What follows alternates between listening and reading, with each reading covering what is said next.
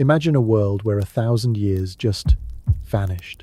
It's 476 CE, and the Roman Empire, the titan of the Western world, crumbles in a single quiet moment. A boy emperor, Romulus Augustulus, is brushed aside by a barbarian general. No grand battles, no thunderous fall, just silence. And then, for nearly a millennium, Europe slips into a shadow. No wars that echo through time. No inventions that reshape the world. No stories that carry the weight of a civilization once home to minds like Aristotle, Archimedes, and Cicero. Historians call this the Dark Ages, a yawning void from 476 to the Renaissance. But what if I told you this wasn't a natural descent into chaos? What if someone or something draped a heavy veil over an entire continent, burying the truth about what really happened? And what if that truth is still out there, locked away in a vault beneath the Vatican, where no one's allowed to look too closely? Welcome to History for Sleep, where we peel back the layers of the past to uncover mysteries that spark your mind and soothe your soul.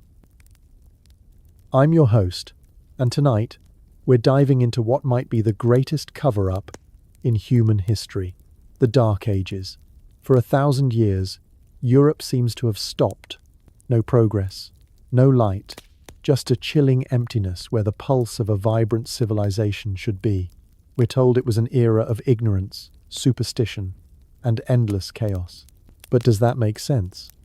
How does a continent that birthed philosophy, engineering, and democracy just forget how to think for a millennium? And more importantly, who decided to call it dark in the first place? These are the questions driving us tonight. What truly happened during the Dark Ages? And who made sure we'd never know? Let me take you back to a moment that got me hooked on this mystery. A few weeks ago, I was doom scrolling on X, half asleep, when I stumbled across a post that stopped me cold.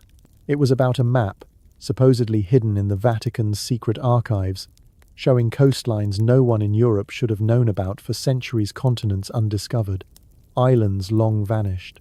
The post was wild, but it planted a seed. I started digging, and the more I read, the more I realized history isn't just a story of what happened, it's a story of what we're allowed to know.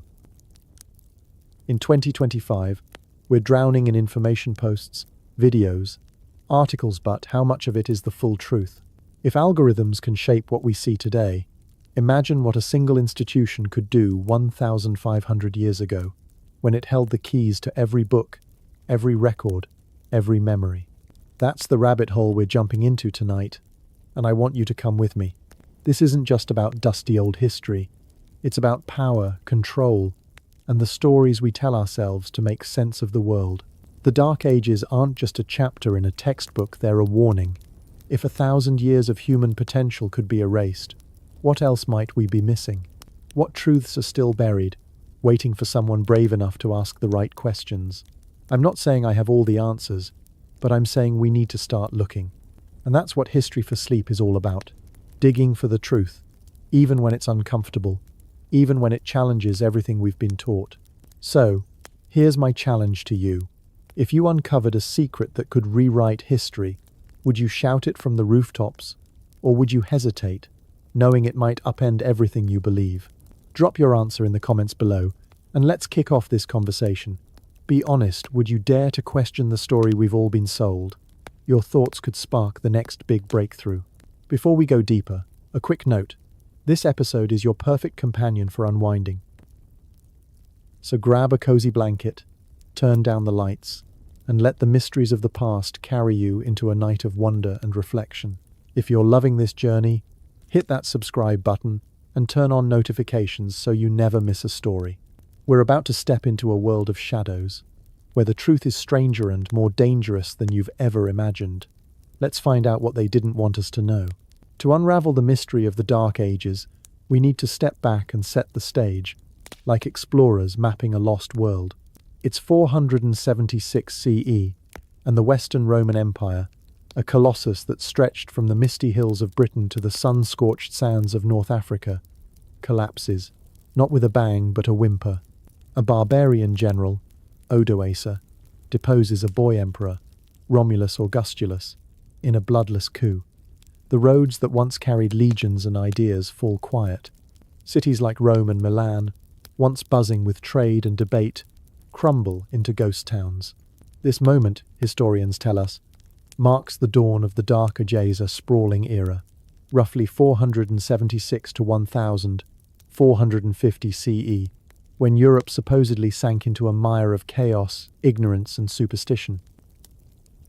But let's hit pause and ask a question that cuts through the fog. Is that really what went down, or is there more to this story? The fall of Rome wasn't just a political implosion, it was a cultural earthquake that shook the foundations of the Western world. Imagine the scene.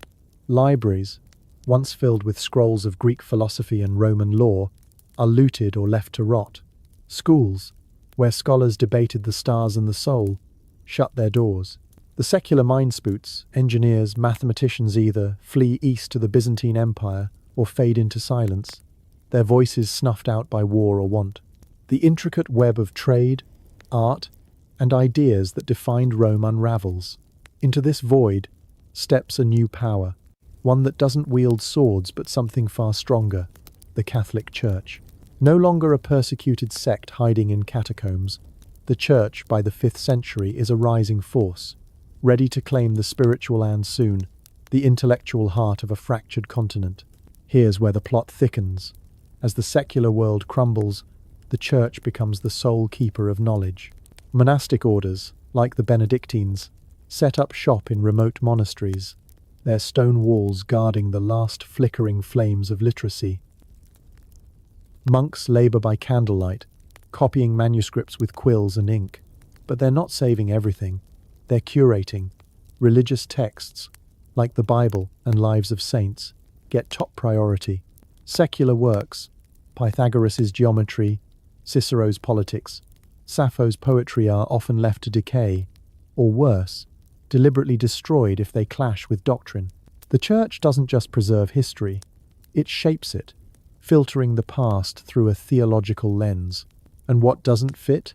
It's gone, vanished into a void we're still trying to understand. Let's zoom out for a global perspective, because this is where the story gets weird. While Europe's supposedly lost in this dark slumber, the rest of the world is wide awake. In China, the Tang Dynasty, from 618 to 907 CE, is a golden age. They're inventing block printing, crafting silk roads of ideas, and penning poetry with masters like Li Bai, whose words still echo today. In the Islamic world, the Golden Age, spanning the 8th to 13th centuries, is rewriting the rules of knowledge. Al-Khwarizmi lays the foundation for algebras. The math you cursed in high school started here. Baghdad's House of Wisdom becomes a beacon, translating Greek texts while Europe's libraries burn. The first public hospitals rise in the Middle East, treating patients with a precision Europe won't match for centuries. In India, mathematicians refine the concept of zero, a breakthrough that reshapes the world. Meanwhile, Europe? We're told it's a backwater, a continent of muddy villages and superstition, unaware of gears, astronomy, or even the compass. Does that add up? This contrast isn't just striking, it's suspicious. How does one part of the world surge forward while another forgets its own past? To dig into this, let's lean on some solid ground. Chris Wickham, a heavyweight historian, argues in his book The Inheritance of Rome that the early Middle Ages weren't as bleak as we think. He points to the Carolingian Renaissance, around 800 CE, when Charlemagne's court revived classical learning, with monks copying Roman texts and scholars like Alcuin sparking intellectual life. But Wickham also admits the Church held the reins. Every word written, every idea preserved, passed through their hands. Another scholar, Charles Freeman, in The Closing of the Western Mind, goes further. He argues the Church deliberately sidelined Greek rationalism, think Socrates, Plato for faith-based dogma. Reason became suspect, questioning became sin. These sources aren't conspiracy nuts, they're respected academics, and they're saying the Church wasn't just a passive bystander, it was a gatekeeper, deciding what lived and what died. Now, let's swing to another corner of the globe for context. The Byzantine Empire, Rome's eastern half, didn't fall in 476. It thrived. Its capital, Constantinople, a glittering hub of art, science, and trade. They preserved Greek texts, built the Hagia Sophia, and kept the flame of classical knowledge burning. Why didn't Europe follow suit? Or look at the Abbasid Caliphate, where scholars like Ibn Sina advanced medicine while Europe's doctors bled patients with leeches. These civilizations weren't just surviving, they were innovating, questioning, building. Europe, under the Church's shadow, seems to have hit a wall. But was it a wall of chaos, or one built brick by brick to keep something hidden? This is where the mystery starts to pulse. The Church wasn't just filling a void, it was reshaping reality. By the 6th century, it wasn't emperors or scholars calling the shots, it was bishops, monks, and popes. They didn't need armies to rule. They had something better: control over what people knew. If you control the story, you control the world. And the story they told was one of darkness, a world lost to sin and ignorance, with the Church as the only light. But what if that darkness wasn't real? What if it was a narrative, carefully crafted to keep a continent in check? Think about it. No secular power was strong enough to challenge the Church. No independent schools existed to verify the truth. For centuries, what Europeans knew about their past came from one source: the Vatican and its network of monasteries.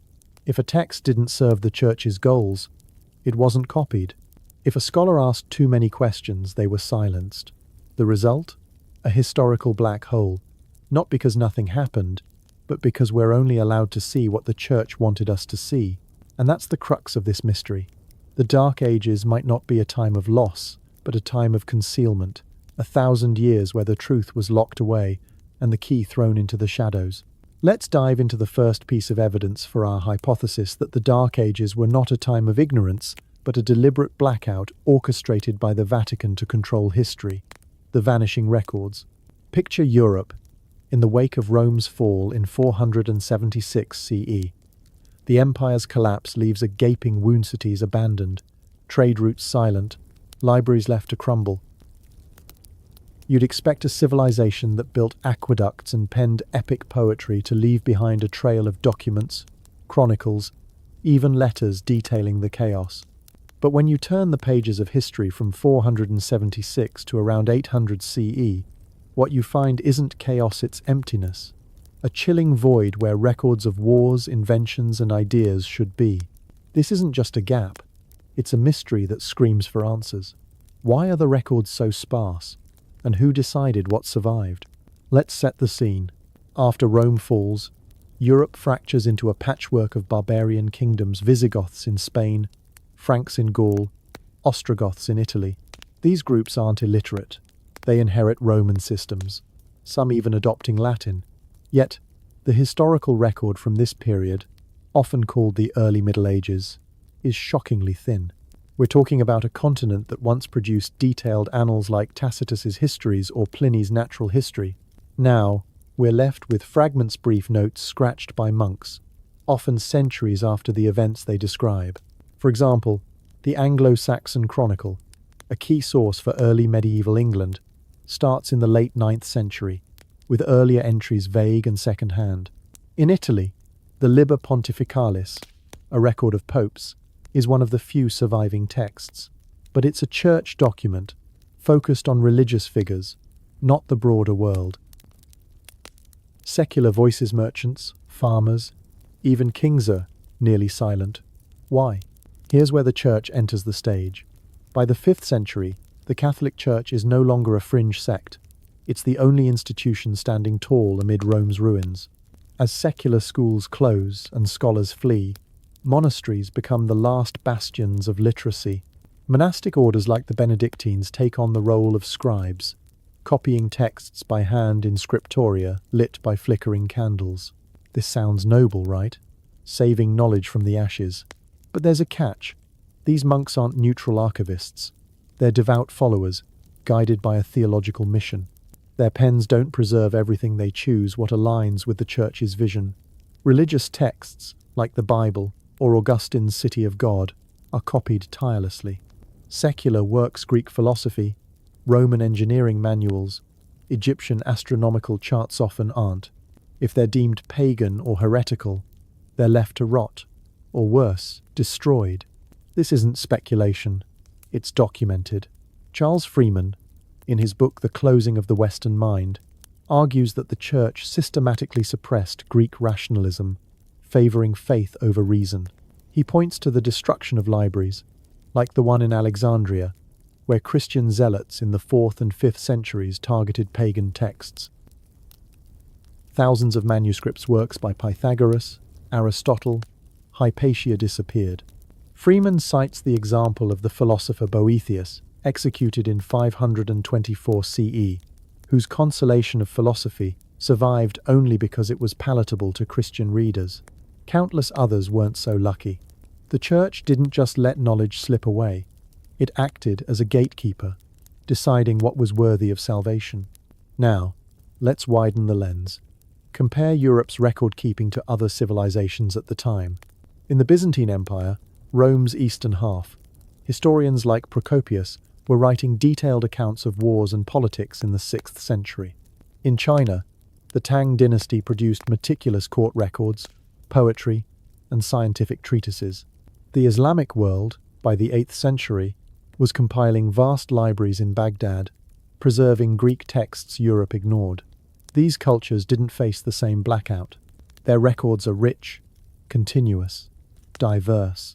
Europe's, by contrast, are a skeleton mostly church-approved texts, like hagiographies of saints or papal decrees. This disparity isn't just odd, it's a red flag. Why does Europe, heir to Rome's legacy, have so little to show? The answer lies in the Church's monopoly on knowledge. By the 6th century, no secular power could rival the Church's influence. Kings were illiterate, their courts disorganized, universities didn't exist. The only places where writing happened were monasteries and cathedral schools, all under ecclesiastical control. If you wanted to know history, you went to a priest. If you wanted to read, you needed the Church's blessing. And if a text didn't serve the Church's narrative that humanity was sinful, that salvation came only through Christite, wasn't copied. Over centuries, this filtering created a historical vacuum. Entire fields, mathematics, astronomy, literature faded from Europe's memory, not because people forgot, but because the Church chose what to remember. But here's where it gets chilling. Some records didn't just fade, they were hidden. The Vatican secret archives, a real place with over 50 kilometers of shelves, hold millions of documents, some dating back to the 8th century. Scholars, like those cited in the Vatican secret archives by Francis X Bluin Jr., describe a fortress of knowledge, accessible only to a select few. Requests for specific documents are vetted. Photography is banned. Entire sections remain classified. Rumors persist of texts that could rewrite history, Greek mathematical treatises, pre-Christian astronomical charts, even maps showing lands no one was supposed to know. Why lock these away? If they're irrelevant, why not share them? The secrecy suggests something more than preservation, a deliberate effort to control the past. Let's consider an example. The works of Hypatia, the 4th century Alexandrian mathematician. She wrote on geometry and astronomy, but none of her texts survive in their original form. Early Christian sources, like those from Bishop Cyril, vilified her as a pagan, and her murder in 415 CE marked a turning point in the purge of secular learning. Were her works burned, or are they buried in the Vatican's vaults? We don't know, because no one's allowed to look. This pattern repeats across the early Middle Ages gaps where knowledge should be, replaced by church narratives of miracles and martyrdom. Now, let's address the counter-argument. Some historians, like Chris Wickham in The Inheritance of Rome, argue that the lack of records reflects societal collapse, not a conspiracy. Invasions by Goths, Vandals, and later Vikings disrupted infrastructure, making record-keeping hard. Fair point, but it doesn't explain why the Church, with its vast resources and organized monasteries, didn't preserve more. Monks copied the Bible endlessly. Why not Euclid's Elements? The selective preservation points to intent, not accident.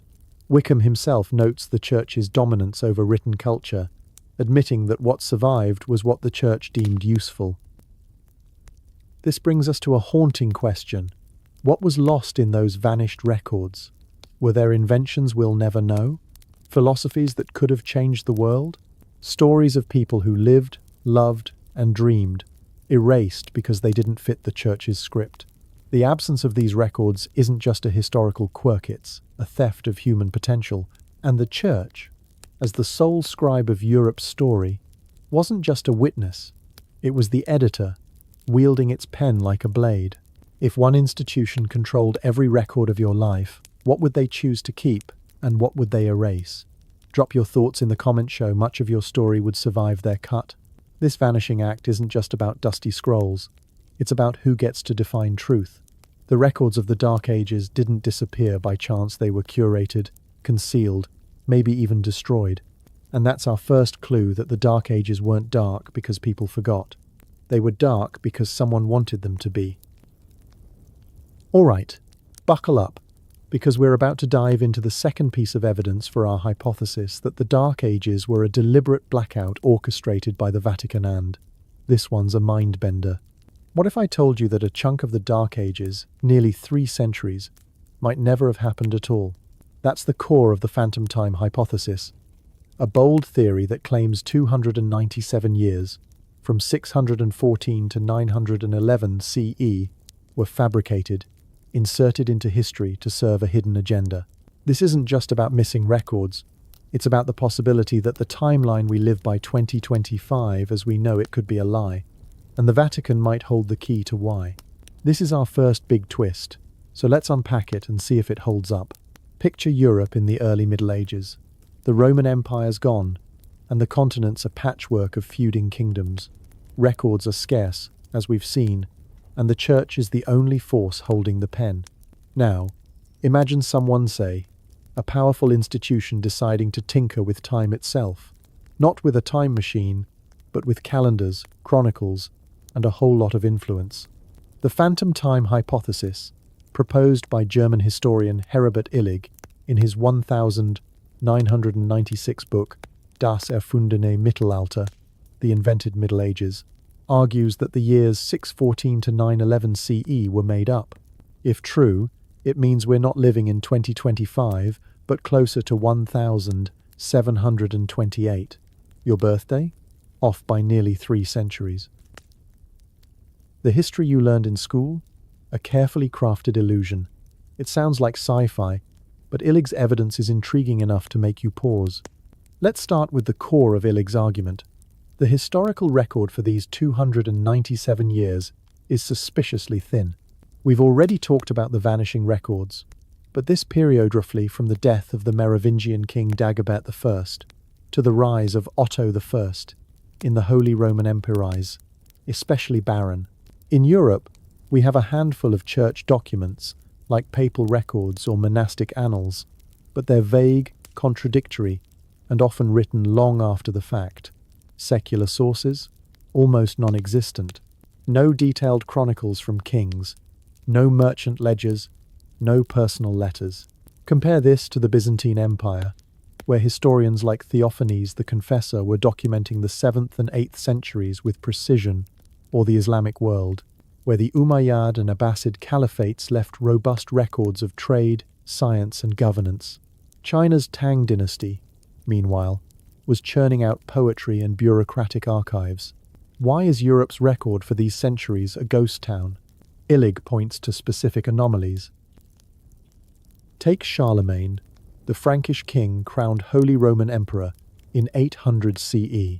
He's a towering figure, credited with uniting Europe and sparking the Carolingian Renaissance.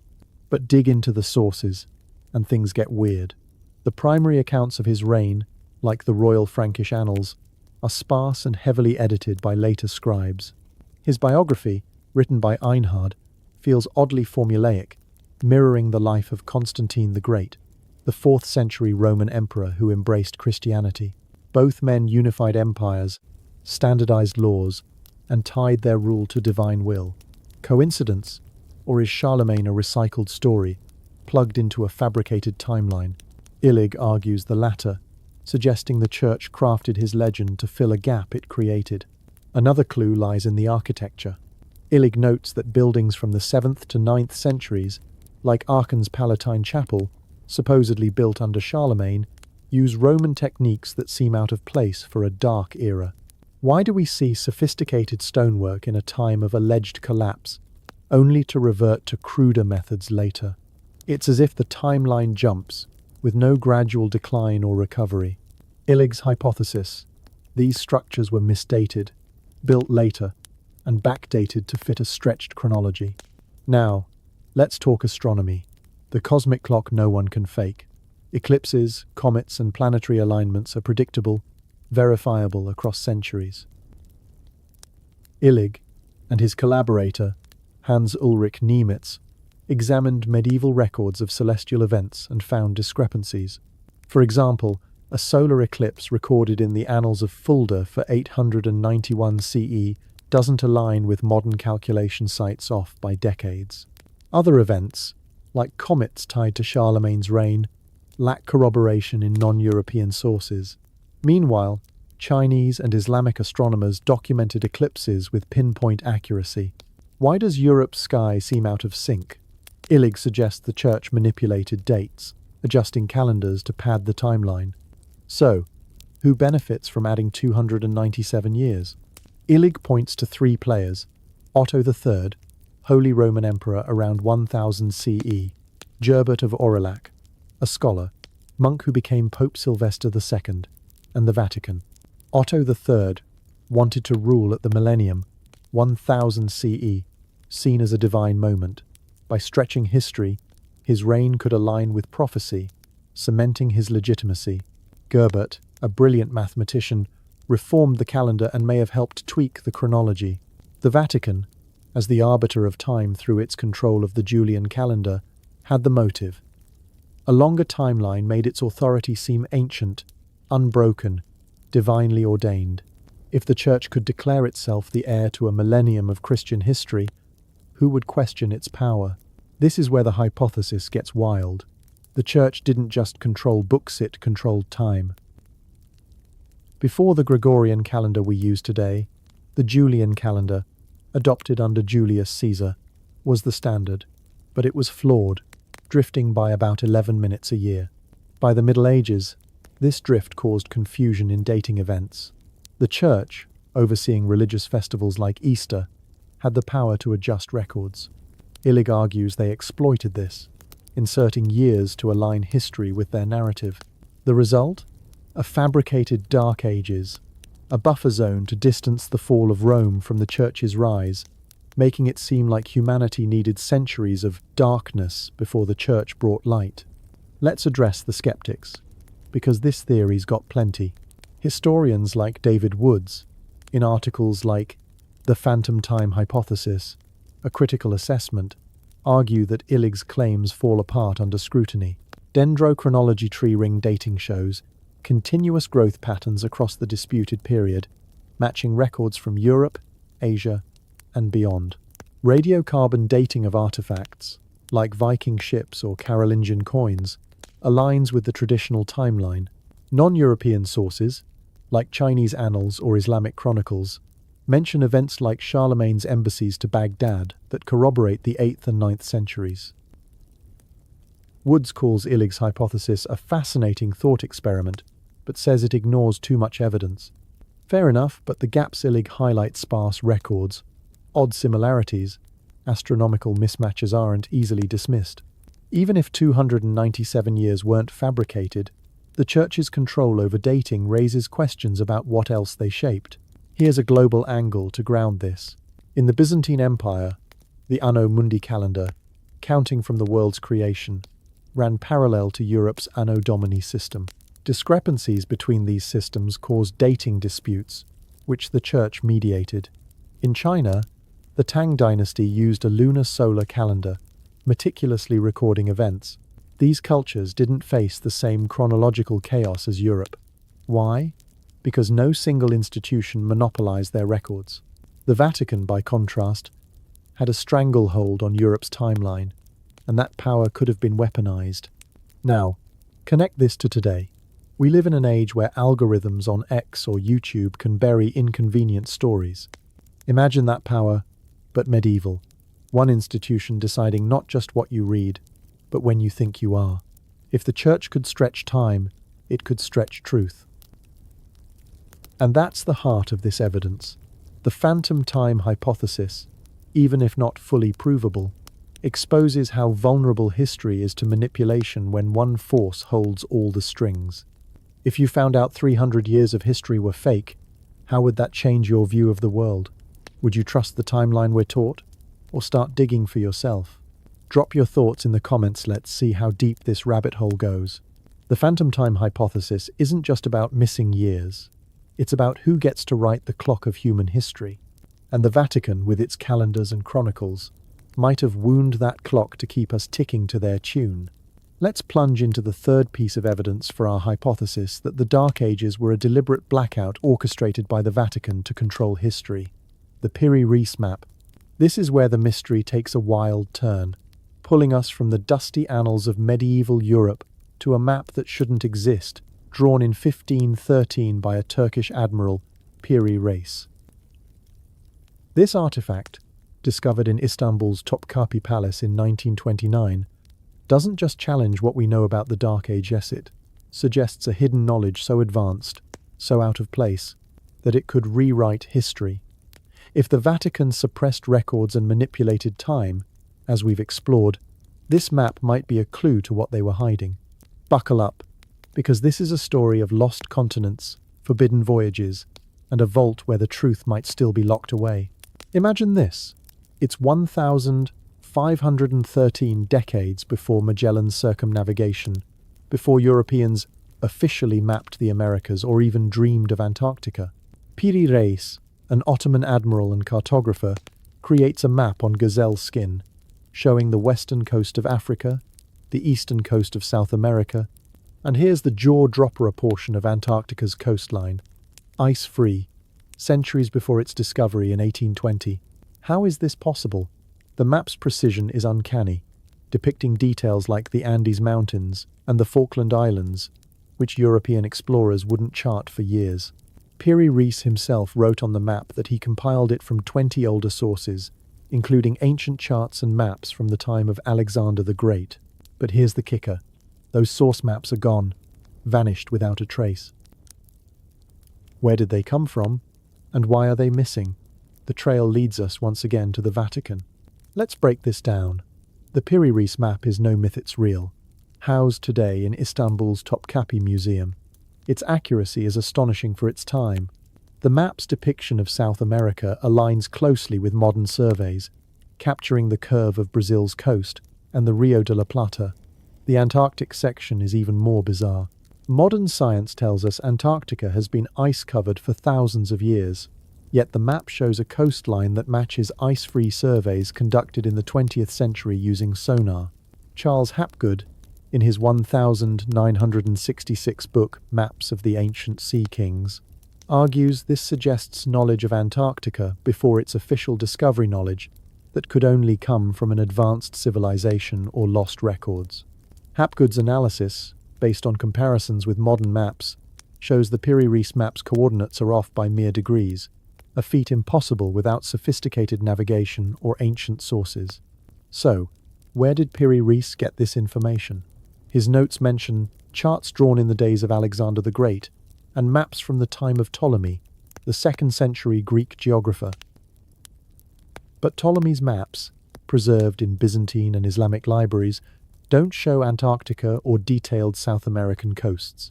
Piri Reis also references Portuguese and Arabic maps, but none from the 16th century match his map's precision. The logical conclusion? He accessed sources far older, far more advanced, that no longer exist. And where might such maps have been kept? The Vatican Secret Archives, a fortress of knowledge with over 50 kilometers of shelves, holding millions of documents, maps, and manuscripts, some dating back to the 8th century. Less than 1% of this collection is public, and access is tightly controlled. No photography, no full catalogues, just a labyrinth of restrictions. Could the Vatican hold the original maps Piri Reis used? And if so, why hide them? This brings us to the heart of the mystery. During the Dark Ages, Europe supposedly forgot how to navigate, map, or even dream of distant lands. Textbooks tell us medieval Europeans thought the world was flat, with monsters at the edges.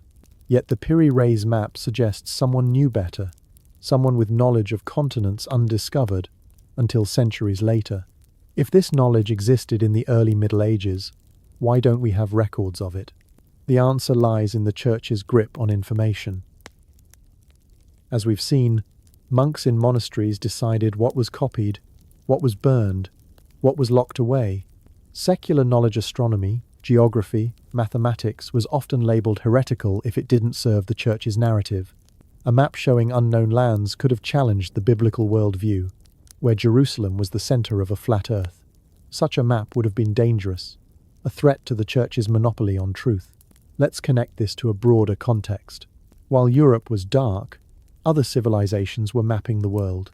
In the Islamic Golden Age, scholars like al-Idrisi in the 12th century created world maps like the Tabula Rogeriana, with stunning detail, drawing on Greek, Persian, and Indian sources.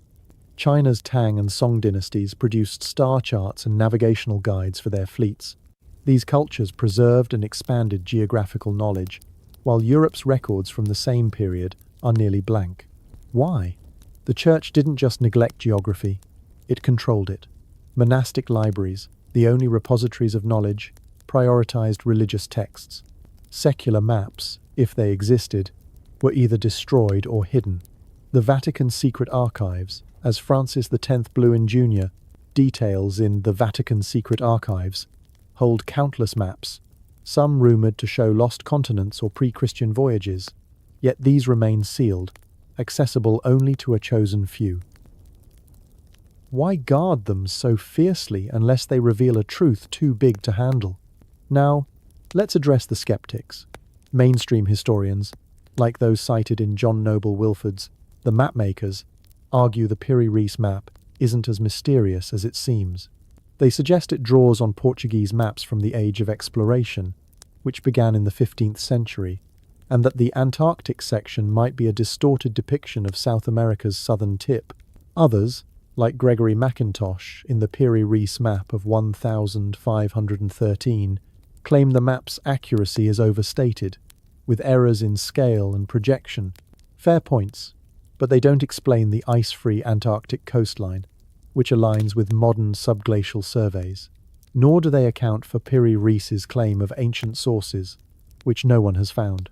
Even if the map isn't perfect, its existence raises a question. How did a 16th century admiral access knowledge Europe wasn't supposed to have? Here's where the Vatican connection deepens. The Church had a history of collecting maps. During the Middle Ages, it sent monks and missionaries across Europe and beyond, gathering knowledge under the guise of spreading faith. The Benedictines, Dominicans, and later Jesuits were like an intelligence network, scooping up manuscripts, maps, and artifacts. Many ended up in Rome, stored in what would become the secret archives. If ancient maps showed lands like Antarctica, they'd be heretical, proof of a world beyond the Church's control. Hiding them would preserve the narrative of a dark Europe, ignorant of the globe until the Renaissance.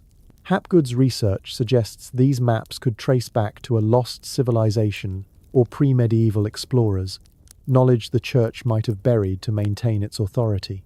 This ties to our modern world. Today, we're used to Google Maps and satellite imagery, but what if the maps we trust are built on a foundation of erased history? On X, you'll see posts about forbidden archaeology or hidden history, hinting at suppressed knowledge. The Piri Reis Map is like a viral post from 1513, whispering that someone knew more than they were allowed to say. If the Vatican holds the originals, it's not just about old parchment, it's about controlling the story of human exploration. If you found a map showing a world no one was supposed to know about, would you believe it was real, or dismiss it as a fake? Drop your thoughts in the comments. Let's debate whether this map is a clue to a lost past or just a fluke. The Piri Reis Map isn't just a piece of paper, it's a challenge to everything we're taught about the Dark Ages. If knowledge this advanced existed, and the Vatican hid it, what else are they keeping from us? This map is our third clue that the Dark Ages weren't a time of ignorance, they were a time of secrets. locked away in a vault where the light of truth rarely shines. We've journeyed through vanishing records, a phantom timeline, and a map that shouldn't exist. Now, let's dive into our fourth piece of evidence for the hypothesis that the Dark Ages were a deliberate blackout orchestrated by the Vatican to control history, the global contrast. While Europe supposedly languished in a millennium of darkness, other civilizations were blazing with innovation, art, and science. This stark disparity isn't just a historical curiosity, it's a screaming clue that something's off. If the Dark Ages were a natural decline, why did the rest of the world keep advancing? And why does Europe's stagnation align so perfectly with the Church's rise to power?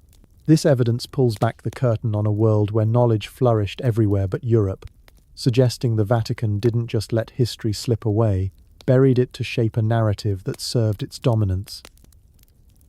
Let's set the stage. It's the 6th century, and Europe's reeling from the fall of Rome. Textbooks paint a grim picture.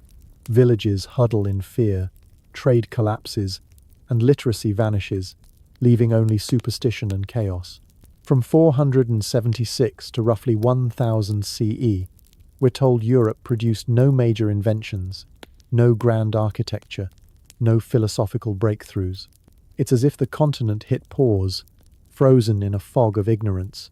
But step outside Europe, and the story changes dramatically. While the West supposedly slept, civilizations in Asia, the Middle East, and beyond were not just surviving, they were thriving, pushing the boundaries of human potential in ways that make Europe's darkness look suspicious. This global contrast is our lens to see what the Vatican might have hidden, and why. Start with China.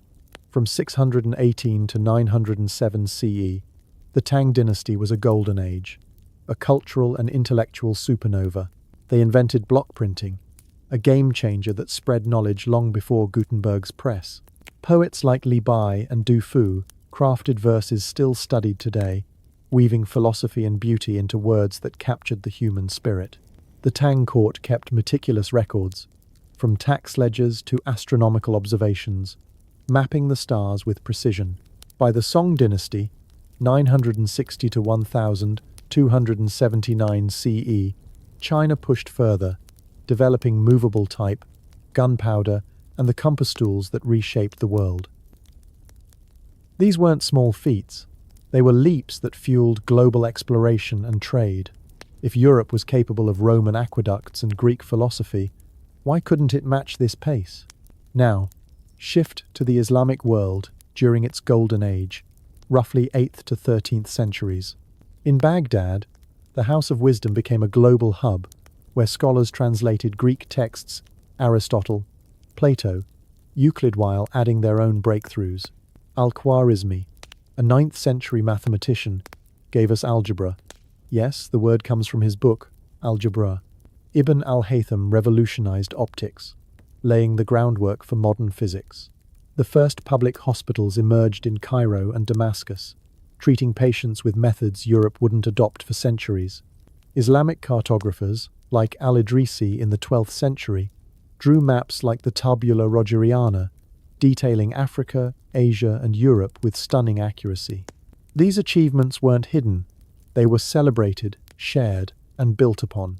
Why then does Europe's record from the same period feel like a blank page? Let's look at India.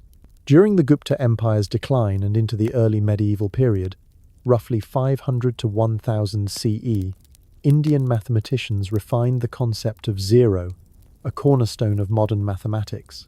Astronomers like Aryabhata calculated the Earth's circumference and proposed a heliocentric model centuries before Copernicus.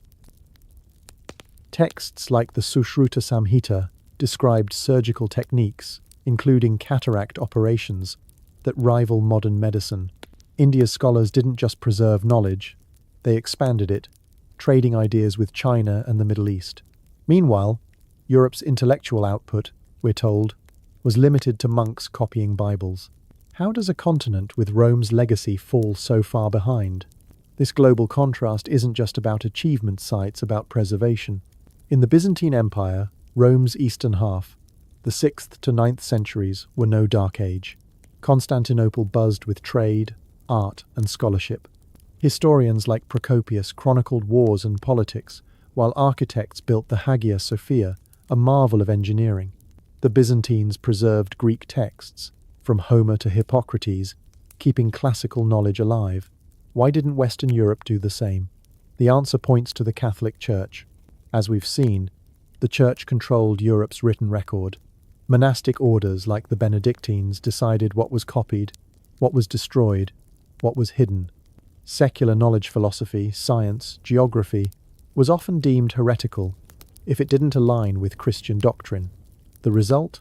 A Europe that appears to have forgotten its own potential, while the rest of the world raced ahead. To ground this, let's turn to a respected source. Peter Brown, in The World of Late Antiquity, argues that the early Middle Ages weren't uniformly dark. He highlights the Byzantine and Islamic worlds as vibrant centers of learning, preserving and expanding classical knowledge. But in Western Europe, the Church's dominance created a bottleneck.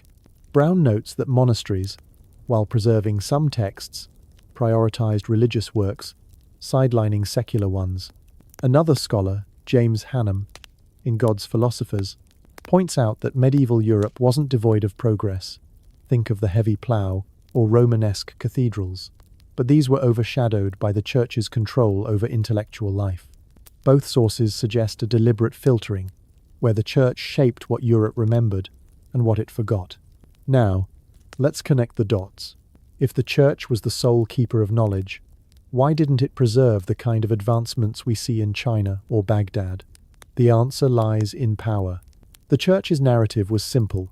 Humanity was sinful, lost in darkness, and only the Church, as God's intermediary, could offer salvation.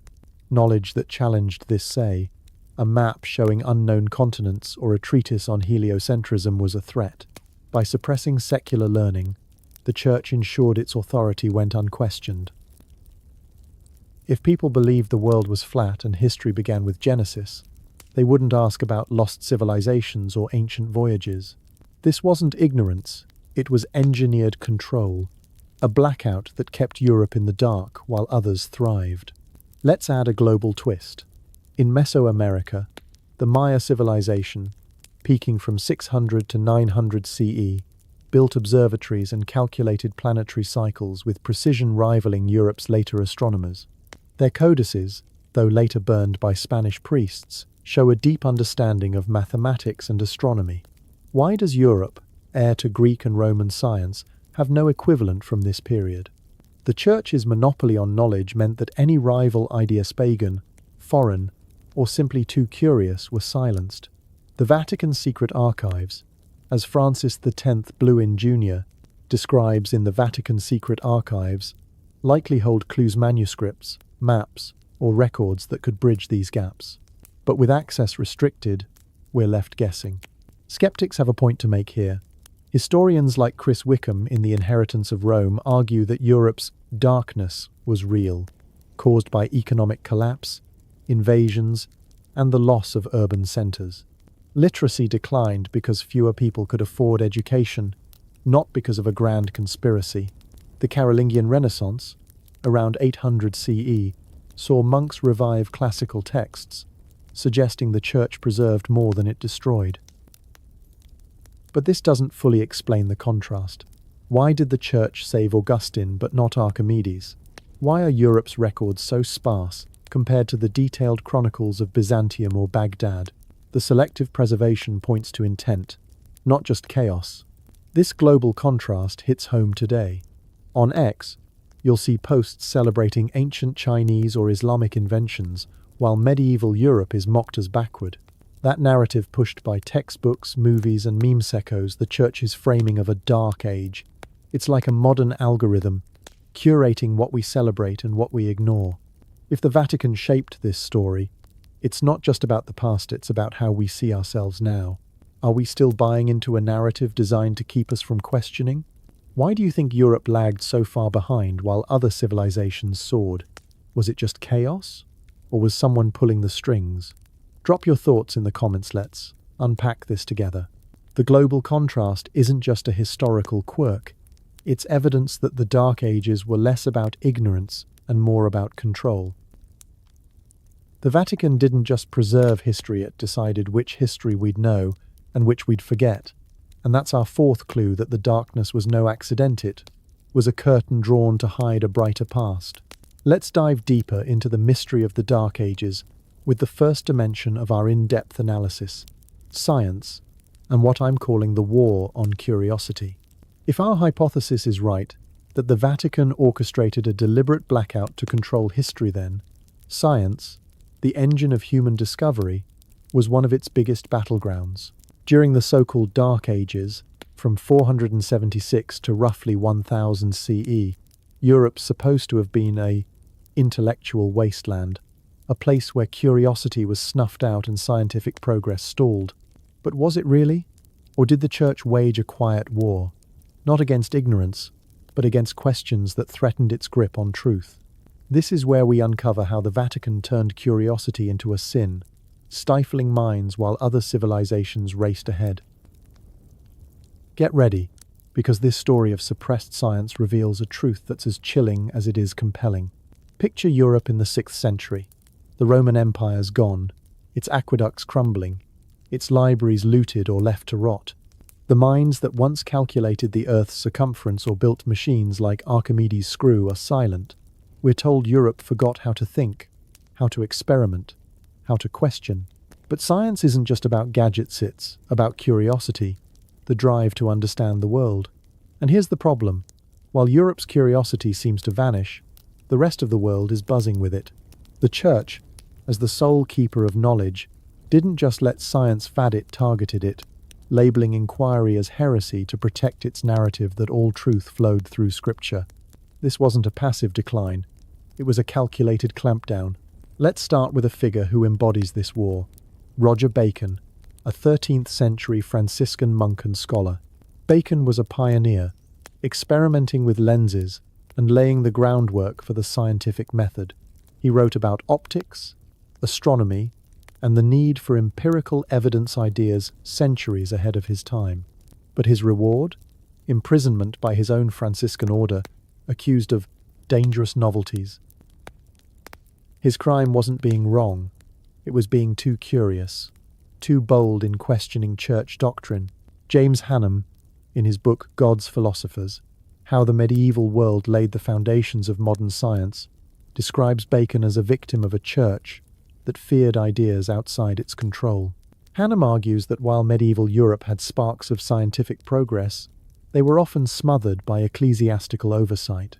Bacon's story shows us the church wasn't anti-science, it was anti-science it couldn't control. Now, let's go bigger. The most famous casualty of this war was Galileo Galilei, though his trial comes later, in 1633. Galileo, peering through a crude telescope, declared the Earth orbited the Sun, challenging the Church's geocentric worldview. This wasn't just a scientific claim, it was a direct attack on the Church's authority to define reality. The Inquisition forced him to recant, not because he was wrong, but because his truth threatened the system. He spent his final years under house arrest, a warning to anyone who dared look too closely at the stars. Charles Freeman, in The Closing of the Western Mind, argues that Galileo's case reflects a broader pattern. The Church suppressed Greek rationalism, replacing it with a faith-based worldview, where questioning was sinful.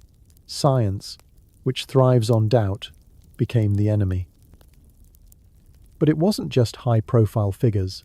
Countless scholars, nameless monks, alchemists, and healers faced the same fate. Take Michael Servetus, a 16th century Spanish physician who proposed the theory of blood circulation, a century before William Harvey. Servetus was burned at the stake in 1553, not just for theological heresy but for daring to explore beyond approved boundaries. His anatomical work, like Bacon's optics, hinted at a world where human reason could rival divine revelation. The Church's response? Silence the thinker, burn the book.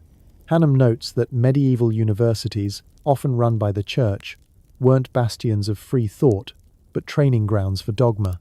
Students learned to argue within the Church's framework, not to challenge it. This wasn't education, it was indoctrination.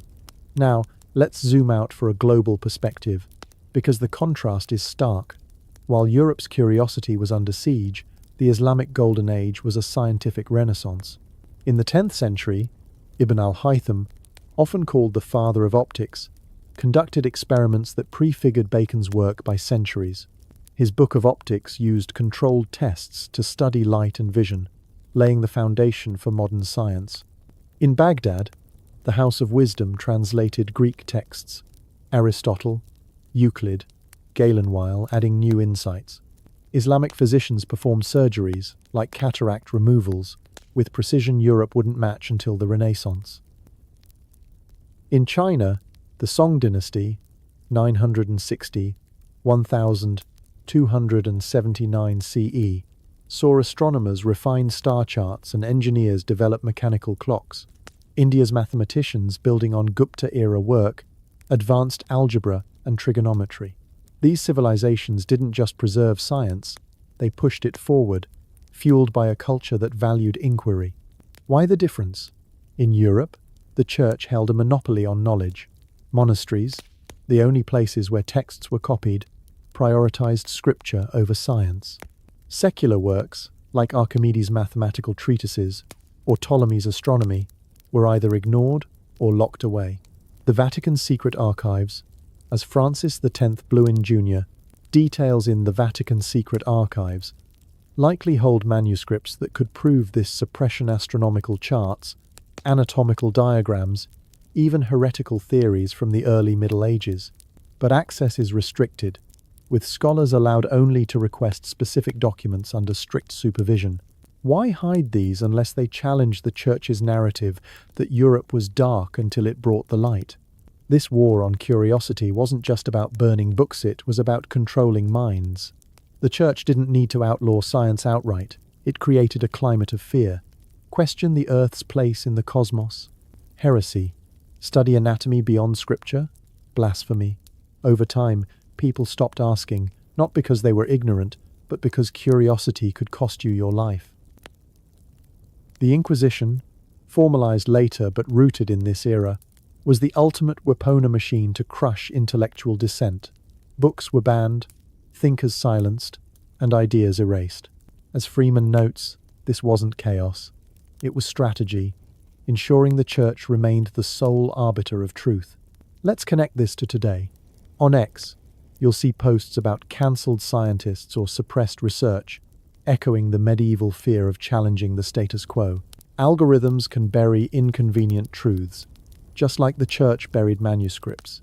If the Vatican could make curiosity a sin, what's stopping modern powers from doing the same?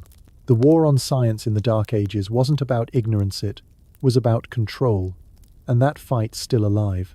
Skeptics might argue that Europe's scientific lag was due to practical issues, not a conspiracy. Chris Wickham, in The Inheritance of Rome, points to economic collapse and invasions as reasons for reduced scholarship. Monasteries, he argues, preserved what they could amid chaos, and the Carolingian Renaissance revived some classical science. But this doesn't explain why the Church prioritized religious texts over secular ones, or why figures like Bacon faced punishment. The selective preservation and punishment of curiosity suggest intent, not just circumstance. If you lived in a world where asking questions could get you locked up, would you keep searching for the truth? Drop your thoughts in the comments. Would you be a Roger Bacon, risking it all for knowledge? This war on curiosity is our first clue in this deeper analysis that the Dark Ages weren't dark because people stopped thinking, they were dark because the Church made thinking dangerous. The Vatican didn't just preserve history, it weaponized it, turning science into a battlefield where only approved ideas could survive. Now let's dive into the second dimension of our in-depth analysis, culture, and what I'm calling the myth of darkness. If the Vatican orchestrated a blackout during the Dark Ages to control history, as our hypothesis suggests, then culture, art, architecture, literature, and the stories people told was a key battleground.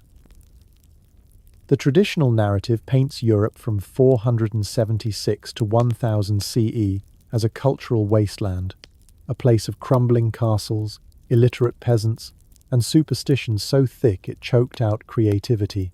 But what if this darkness was a myth, carefully crafted by the Church to erase a vibrant past and reinforce its own power? This section uncovers how the Vatican replaced human achievement with tales of miracles, creating a cultural void that wasn't real but served its purpose. Get ready for a twist that'll make you rethink everything you've been told about medieval Europe's dark heart. Imagine a Europe where the Roman Empire's grandeur has faded. Cities like Rome and Milan, once alive with theatres and forums, are shadows of their former selves. The story we're fed is that culture ground to a halt, art stopped, poetry vanished, and architecture reverted to crude huts. The Dark Ages, we're told, were a time when people forgot how to create, too busy dodging plagues and praying for salvation. But dig beneath this narrative, and you'll find cracks. Europe wasn't a cultural black hole. It was a place where creativity was redirected, suppressed, or rebranded to serve the Church's agenda. The Vatican didn't just control books, it controlled the very idea of what culture could be, ensuring that anything outside its narrative was erased or rewritten as divine. Let's start with architecture, a tangible mark of culture. The early Middle Ages saw the rise of Romanesque cathedrals. Think of the Basilica of San Vitale in Ravenna, or the Palatine Chapel in Aachen. These weren't crude piles of stone. They were engineering marvels, with intricate mosaics, rounded arches, and vaults that echoed Roman precision. Norman Cantor, in his book The Civilization of the Middle Ages, describes these structures as proof of technical skill, requiring mathematical knowledge and organized labor. Yet, these achievements were rarely credited to human ingenuity. Instead, the Church spun stories of miraculous saints touching stones, cathedrals rising overnight by divine will. Why? Because human creativity threatened the narrative that only God, through the Church, could create greatness. By rebranding cultural achievements as miracles, the Vatican stripped away belief in human potential. Literature tells a similar story. We're told the Dark Ages produced no great works, just monotonous religious texts. But look closer. The Beowulf epic, likely composed in the 8th or 9th century, weaves a tale of heroism and monsters with poetic depth. Irish monks, in places like Iona and Lindisfarne, crafted illuminated manuscripts like the Book of Kells, blending Celtic art with Christian themes in a burst of creativity. These weren't the works of a dark culture. They were vibrant, complex, and skilled.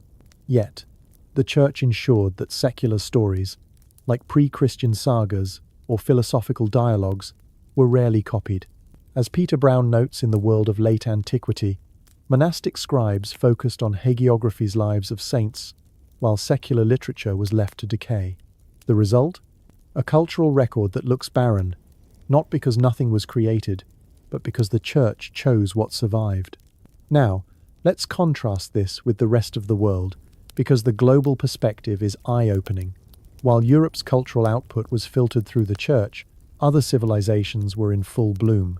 In China, the Tang Dynasty, 618–907 CE, was a cultural powerhouse. Poets like Li Bai and Du Fu wrote verses that captured the human condition with unmatched elegance, still taught in schools today. Their art, from intricate silk paintings to Buddhist sculptures, reflected a society that valued beauty and expression. In the Islamic world, the Golden Age saw calligraphy and architecture flourish. Think of the Dome of the Rock in Jerusalem, completed in 691 CE, with its dazzling mosaics and geometric precision. The Abbasid Caliphate's libraries in Baghdad held hundreds of thousands of manuscripts, not just religious but literary, scientific, and poetic. India, during the same period, produced epic poetry like the Ramayana and intricate temple art, blending spirituality with human creativity. These cultures didn't suppress their artists. They celebrated them. Why was Europe so different? The Church's monopoly on culture is the key. Monasteries were the only places where art and literature were preserved, but they came with a catch. Everything had to serve the Church's mission. A poem about a pagan hero? Heretical. A painting that didn't depict Christ? Suspicious. Cantor argues that this control wasn't accidental, it was a strategy to centralize power. By framing the world as a battle between divine light and human sin, The church ensured that cultural expression was funneled into religious channels. Secular creativity, if it existed, was either destroyed or hidden. The Vatican secret archives, as Francis X Bluin Jr. describes in the Vatican secret archives, likely hold manuscripts, poems, plays, or philosophical works from this period, locked away because they didn't fit the church's script. Why else restrict access to a collection spanning centuries? Here's the twist, and it's a big one. What if the Dark Ages were culturally rich, but the church buried that richness to control the narrative? Evidence of this lies in the Carolingian Renaissance, around 800 CE under Charlemagne. Monks like Alcuin revived classical texts, producing manuscripts that blended Roman, Christian, and Germanic styles. This wasn't a sudden awakening, it suggests a continuity of culture that was never truly lost, just hidden. Brown points out that Irish and Anglo-Saxon monasteries preserved pre-Christian traditions, like oral poetry, alongside Christian texts. If these pockets of culture existed, why are they barely mentioned in the broader narrative? Because the church wanted a monopoly on light. By painting the era as dark, it could claim credit for any brilliance, framing itself as the sole source of inspiration. This myth of darkness carries into today. Think about how Hollywood portrays the Middle Ages. Films like The Name of the Rose or Kingdom of Heaven show muddy villages, fanatical priests, and a world devoid of beauty. This imagery, rooted in 19th century textbooks, reinforces the idea that Europe was culturally dead until the Renaissance. But that's a lie we're still buying. On X, you'll see memes joking about medieval peasants eating dirt, while Tang poets or Islamic architects get a pass. This narrative isn't just wrong, it's a legacy of the church's control, making us believe Europe was backward when it wasn't. It's like an algorithm curating your feed to show only one side of the story. Skeptics might argue that Europe's cultural output was limited by practical realities, not a grand conspiracy. Chris Wickham, in The Inheritance of Rome, points to economic decline and invasions as reasons for reduced art and literature. Resources were scarce, and survival trumped creativity. Fair enough, but this doesn't explain why the church, with its vast wealth and organized monasteries, didn't preserve more secular works. Why save Augustine's sermons but not Sappho's poems? The selective preservation suggests intent, not just circumstance. The church didn't lack the mindset, lacked the will to celebrate human creativity outside its dogma. This war on culture had lasting effects. By replacing human achievement with miracles, the church taught generations to doubt their own potential. If a cathedral's beauty was God's work, not the architect's, why strive to create? If a story was pagan, why tell it? This mindset stifled Europe's cultural pulse, creating a myth of darkness that lingers in our collective memory. Today, when we dismiss the Middle Ages as backward, we're echoing a narrative crafted to keep us from questioning what was really there. If you discovered a hidden medieval poem or painting that rivaled the Renaissance, would it change how you see the past? Drop your thoughts in the comments. Let's imagine a Europe that wasn't dark, but silenced. The myth of darkness isn't just about lost art, it's about a church that rewrote culture to keep itself at the center. This is our second clue that the Dark Ages were a blackout, not a void, and the Vatican held the switch. We've explored the war on curiosity and the myth of cultural darkness, but now let's dig into the heart of our hypothesis that the Vatican orchestrated a blackout during the Dark Ages to control history. Our third dimension of analysis is power, specifically the Vatican's secret archivessa, real tangible fortress of knowledge that holds the keys to a past we've been taught to see as dark. This is where the mystery reaches its climax, a second, shocking twist that suggests the Renaissance, the so-called rebirth of knowledge, wasn't a natural awakening but a carefully staged release of truths the Church had hidden for centuries. The secret archives aren't just a repository, they're a symbol of the Vatican's unmatched power to shape what we know, what we believe, and what we're allowed to question. Let's unlock this vault and see what it reveals about the Dark Ages. Picture the Vatican in the early Middle Ages, rising from Rome's ashes as the spiritual and intellectual center of a fractured Europe. By the 6th century, the Church isn't just a religious institution, it's a superpower, controlling not just souls but the very record of human history. Monasteries across the continent, from Ireland to Italy, are its outposts, where monks copy manuscripts under strict ecclesiastical oversight. But there's one place where the most sensitive documents, texts too dangerous, too heretical, or too revolutionary end up: the Vatican secret archives, or Archivum Secretum Apostolicum Vaticanum. This isn't a myth or a Dan Brown novel. It's a real place, with over 50 kilometers of shelves holding millions of documents, some dating back to the 8th century. Yet, it's shrouded in mystery, with access so restricted that even popes rarely see its deepest corners. If the Dark Ages were a blackout, this is the vault where the light was locked away. The secret archives are the ultimate symbol of the Vatican's power over knowledge. As Francis X Bluin Jr. details in the Vatican secret archives, the collection includes papal correspondence, ancient manuscripts, maps, and records from the earliest days of Christianity. But here's the catch: less than 1% is public. Scholars must apply for access, request specific documents, and work under tight supervision. No photography, no copies, no browsing. Entire sections are classified, their contents known only to a select few. Why? If these are just old papers, why the fortress-like secrecy? The answer lies in what these documents might reveal: a history that contradicts the Church's narrative of a dark, ignorant Europe saved by divine light. Let's zoom in. During the Dark Ages, the Church controlled the flow of information. After Rome's fall in 476 CE, secular libraries collapsed, and monasteries became the only places where knowledge was preserved. But preservation came with a price. Monks, guided by church doctrine, copied what served the faith Bibles, saints' lives, theological treatises, while secular works, like Greek mathematics or Roman engineering, were often ignored or destroyed. Some texts, deemed too dangerous, weren't burned but hidden, sent to Rome for safekeeping. Bluin notes rumors of manuscripts in the archives that predate the Middle Ages: astronomical charts, philosophical treatises, even maps like those Piri Reis might have used, showing lands no one was supposed to know. These weren't lost. They were deliberately concealed, locked in a vault where only the Church could decide their fate. Here's the twist, and it's a game-changer.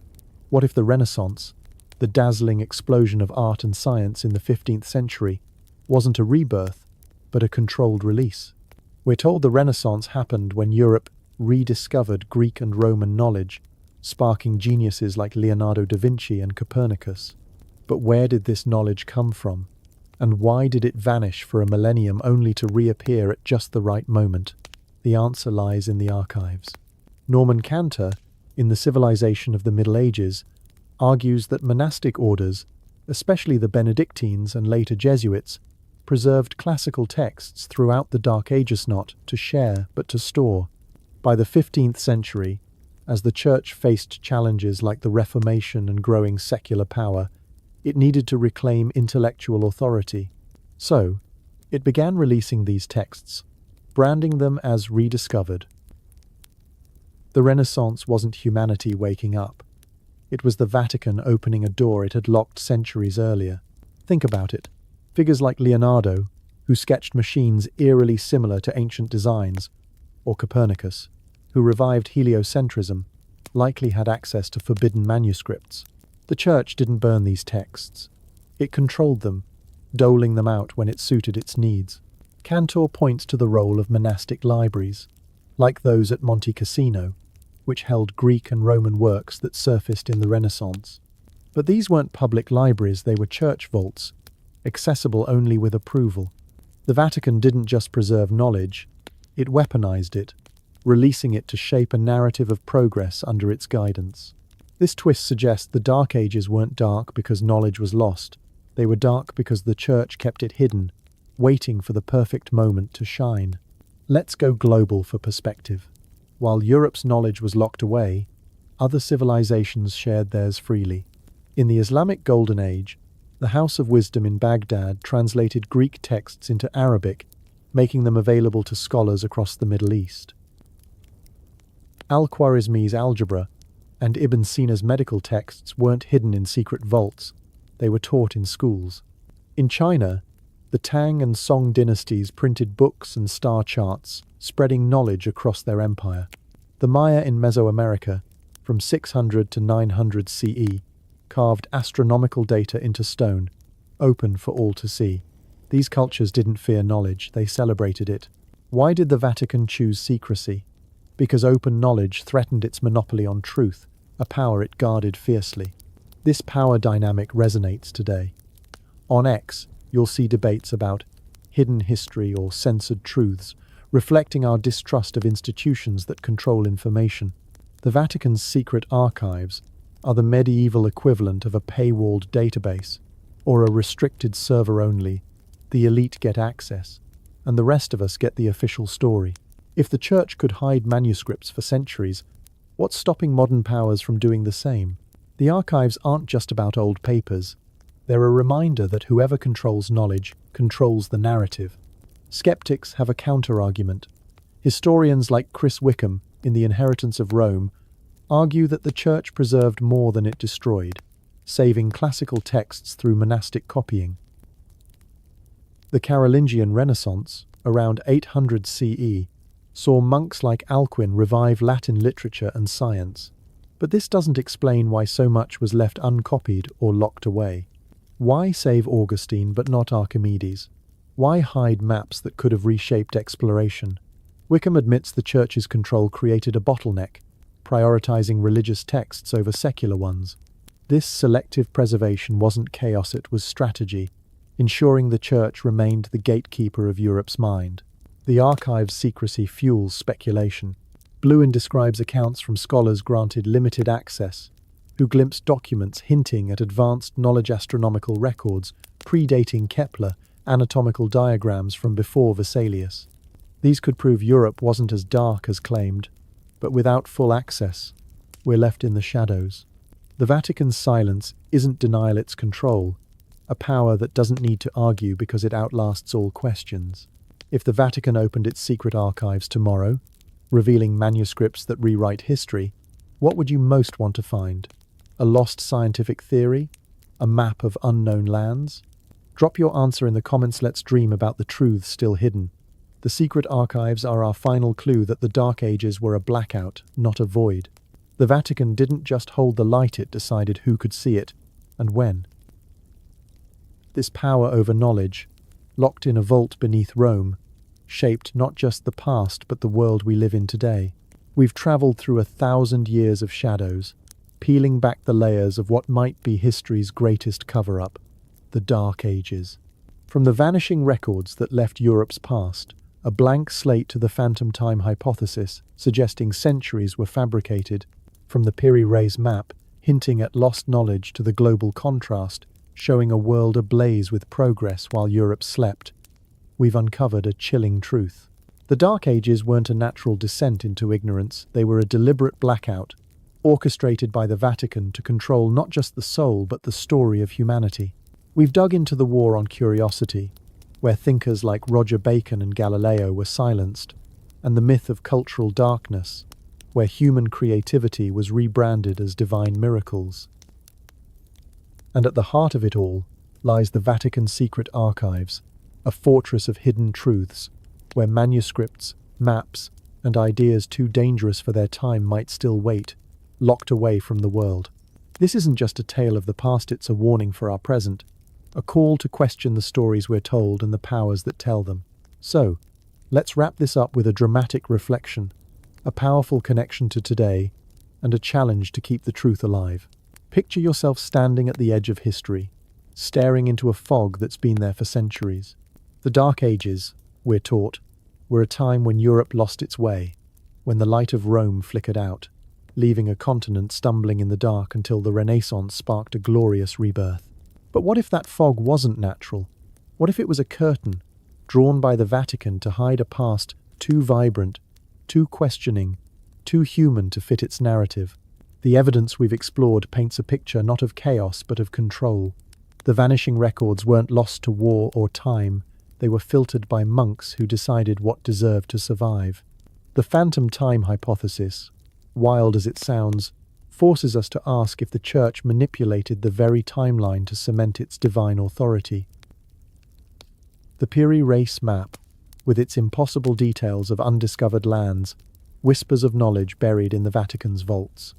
And the global contrast, China's poetry, Islam's science, India's mathematics, shows a world that never stopped creating, while Europe's story was shaped to look like a void. This blackout wasn't about burning books or killing scholars, though both happened. It was subtler, more insidious or slow, deliberate strangling of curiosity, culture, and power. The Church didn't just preserve history, it edited it, choosing what we'd remember and what we'd forget. Science was branded heresy if it challenged scripture, as Roger Bacon and Galileo learned the hard way. Cultural achievements, like Romanesque cathedrals, were credited to miracles, not human hands. And the Vatican's secret archives, with their millions of unseen documents, stand as a monument to this control, a vault where truths too explosive for their time might still lie, sealed behind stone walls. This wasn't ignorance, it was a power play, a millennium-long strategy to make the Church the sole light in a world it painted as dark. Why does this matter? Because the past isn't just a story, it's the foundation of who we are. If the Vatican could erase 1,000 years of human potential, what else have we been taught to believe? The Dark Ages narrative, cemented in 19th century textbooks and Hollywood films, still shapes how we see ourselves: modern, enlightened, far removed from a backward past. But what if that past wasn't backward? What if it was a time of hidden brilliance, suppressed to keep us from questioning the institutions that claim to guide us? The Church's power wasn't just spiritual. It was the power to define reality, to decide what's true and what's heresy. And that power didn't vanish with the Renaissanceite echoes in our world today. Think about 2025. On X, algorithms decide which posts go viral and which get buried. Governments and corporations control access to data, from classified files to restricted archives. If the Vatican could hide manuscripts in the Middle Ages, what's stopping modern powers from hiding truths now? The secret archives are a medieval version of a paywalled server, accessible only to the elite, while the rest of us get the curated version of history. Every time you scroll past a post about forbidden history or lost knowledge, you're brushing up against the same question: who gets to decide what we know? The Dark Ages teach us that when one institution holds the keys to truth, the rest of us live in a story they've written, and if we don't question that story, we're complicit in our own blindness. This is where you come in. History isn't a dusty textbook, it's a living, breathing challenge. The Dark Ages aren't just about what happened 1,000 years ago, they're about the courage to ask what's been hidden from you. Every question you raise, every doubt you voice, is a crack in the wall that separates us from the truth. The Vatican's silence, its locked vaults, its carefully crafted narrative, these are invitations to dig deeper, to demand answers, to refuse to accept the official story. We're not just uncovering the past, we're reclaiming our right to know it. And that's a fight worth having, because the truth doesn't belong to any one institution, it belongs to all of us. So, here's my call to action, and I'm counting on you to make it happen. First, drop a comment below. Do you think the Dark Ages were a natural decline, or a deliberate cover-up by the Vatican? Share your thoughts, your theories, or even a personal story about a time you questioned what you were taught. Maybe you stumbled across a history book that didn't add up, or a post on X that sparked your curiosity. Let's get this conversation going. Your voice could be the one that breaks this mystery open. Second, hit that subscribe button and turn on notifications. History for Sleep is your guide to the past's hidden corners, and we're just getting started. Don't miss a single story, each one's a chance to uncover a truth that's been buried too long. Third, share this video on X, Reddit, or your group chats. Tag a friend who loves a good mystery or debates history over late-night coffee. Let's make this a movement, a wave of questions that shakes the foundations of what we've been told. Next time, we're diving into a secret that could rewrite the modern world. What if a technology from antiquity, hidden for centuries, is powering the devices in your pocket today? Can you guess what it is? Drop your predictions in the comments. I'm dying to see what you come up with. This isn't just about the past. It's about the future we're building, and it starts with asking the right questions. Before we close, let's reflect one last time. The Dark Ages weren't just a chapter in history, they were a lesson in power. The Vatican didn't need swords to control a continent. It needed silence, secrecy, and the ability to shape what we believe. But silence only works if we stay quiet. Every question you ask, every story you share, is a spark in the dark, a chance to reclaim a past that's been stolen from us.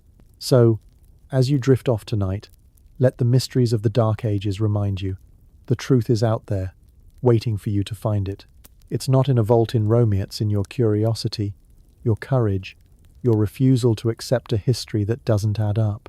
Thank you for joining me on this journey. Keep questioning, keep digging, keep shining a light where others want darkness. What's the one secret you'd most want to uncover from the Vatican's archives? A lost manuscript?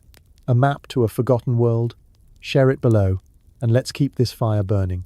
Good night, and never stop seeking the truth.